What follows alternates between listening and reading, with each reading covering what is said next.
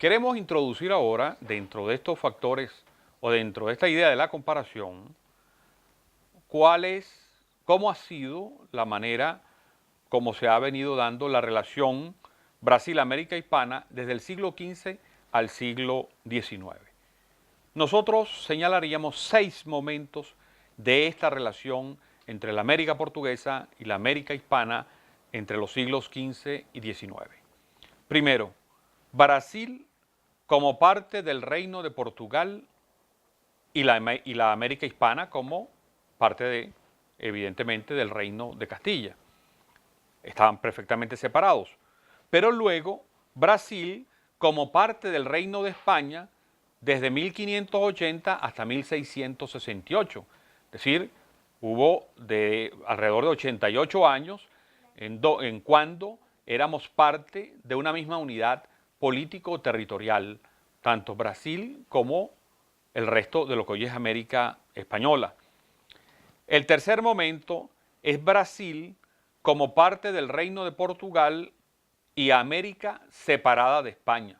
Es decir, ya después de los momentos de la guerra de secesión que hubo desde 1808 en Ecuador y 1810 en Venezuela hasta 1824, que culmina con la batalla de Ayacucho, y de esa manera concluye todo el periodo de secesión de España, de esa guerra de secesión de España, que va a dar origen entonces a la creación de las repúblicas americanas.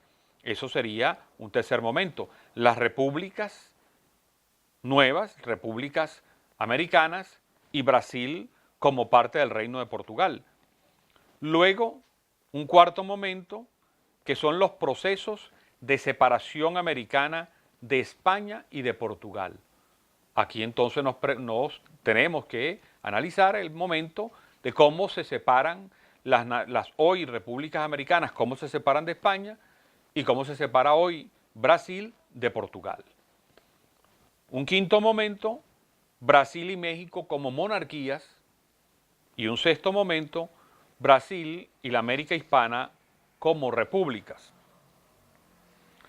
En el primer momento fundacional para ambas Américas Latinas, encontraremos elementos comunes provenientes del tipo de expansionismo europeo en la época del capitalismo mercantil, la conquista y dominación de los indígenas sometidos a la relación dialéctica en la mayoría de los casos de oposición antes de colaboración entre los estamentos militares y los estamentos eclesiásticos, entre la espada y la cruz, y el comienzo y el desarrollo de la trata esclavista atlántica.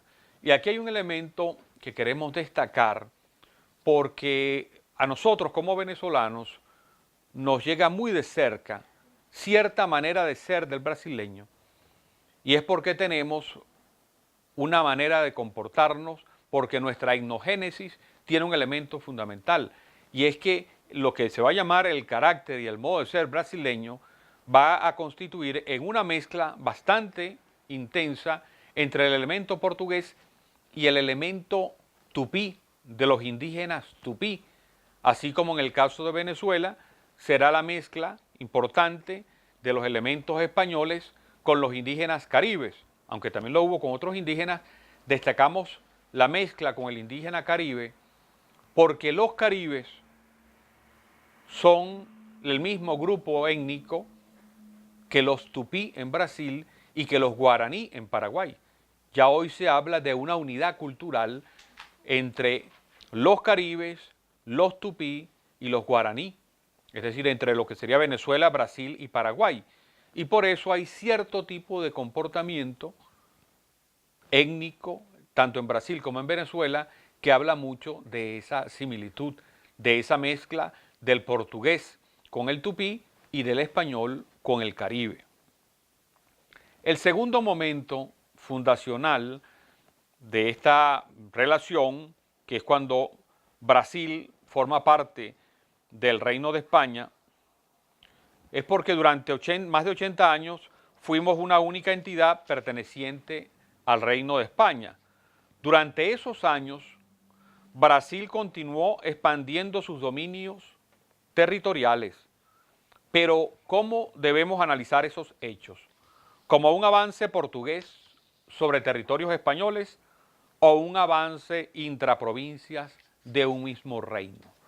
Una de las cosas que caracteriza ese momento en que Brasil pasó a formar parte de la América española debido a que Portugal fue dominado por España, significó para Brasil una ampliación de su territorio muy grande. Es decir, Brasil creció a costa de incorporar algunos territorios que anteriormente habían sido españoles. El tercer momento fundacional, es decir, el de Brasil como parte del Reino de Portugal y América separada de España, nos remite a dos realidades muy diferentes que confluyeron en el tiempo. La ruptura con la metrópoli española, mientras Brasil seguía ligado con Portugal, pero instalada la corte de Portugal en América, por lo que no se desarrolló la noción de lejanía con la madre patria. ¿Cuál era en verdad la madre patria? Es decir, para que podamos vislumbrar esta diferencia, es que todos los procesos de separación de España en la América española iban conduciendo, por ejemplo, en el caso de Venezuela, con la Junta del 19 de abril, que fue para recuperar los derechos del rey Fernando, que lo tenía preso Napoleón, y luego aquí el 5 de julio se hace una cosa distinta, porque se proclama la separación y la independencia. Imaginémonos entonces que cuando llega Napoleón a España, coloca preso al rey español, a Fernando, pero el rey portugués, el rey de Portugal, se viene para Brasil e instala su corte en Brasil. Esto va a producir una diferencia desde el punto de vista de la mentalidad histórica muy importante, porque imagínense lo que significa en estos casos el concepto de madre patria. Es muy interesante esta diferencia para poder comprender la manera como el brasileño entiende a Portugal, muy diferente a la manera como el hispanoamericano entiende la relación con España. El cuarto hito, que son los procesos de separación americana de España y de Portugal, la gran diferencia habida entre esos procesos de ruptura con España y el proceso de ruptura con Portugal, que darán origen a dos complejos de mentalidades acerca de la relación América-Europa. Entre la América hispana, teniendo esta ya en su seno tres formas diferenciadas de ruptura, que no vamos a hablar ahorita porque no nos vamos a detener solo en la América hispana, pero en la América hispana se dan tres tipos de ruptura. La temprana continental, que es la que nosotros conocemos porque formamos parte de ella, pero luego va a ocurrir una ruptura específica en la República Dominicana y una tercera que va a incluir a finales de siglo a Puerto Rico y Cuba. Son tres momentos muy diferentes de la América Española, sobre la cual no queremos detallar más ahora, pero sí queremos señalar que esa manera, como se dio una guerra larga con España, que fue por lo menos de 1808-9 hasta 1824, en Brasil no hubo guerra contra Portugal, porque más bien la corona se instaló con permiso de Brasil en territorio brasileño. Y cuando Brasil ya no quiso ser parte de la monarquía, se lo planteó al rey y el rey se fue. Imagínense esos grados de ruptura, lo que significa desde el punto de vista del imaginario colectivo, del acceso a la violencia o el acceso a la no violencia, la ruptura trágica a la ruptura casi que formal. Eso es muy importante porque además va a permitir no solamente la continuidad del gobierno de Brasil, que ya lo tenía desde hace muchísimo tiempo, sino que el hecho de que no se produjesen rupturas trágicas va a redundar en beneficio de la conservación de la economía, de las ciudades. No habrá esos procesos de destrucción que en países como Venezuela fueron muy grandes. Entonces, aquí tenemos cómo ese cuarto proceso nos aleja bastante de la manera como se ha configurado la América portuguesa y la manera como se ha configurado la América hispana.